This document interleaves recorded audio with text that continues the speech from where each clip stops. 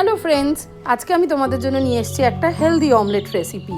এটার জন্য আমি এখানে দুটো এগ হোয়াইট নিয়ে নিয়েছি। এর মধ্যে সামান্য নুন দিয়ে ভালো করে ফেটিয়ে নিয়ে অনেক রকম সবজি কেটে নিয়েছি।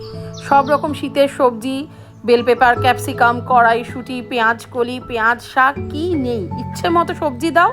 আর তারপর আমি নিয়ে নিয়েছি বোর্জেসের এক্সট্রা ভার্জিন অলিভ অয়েল।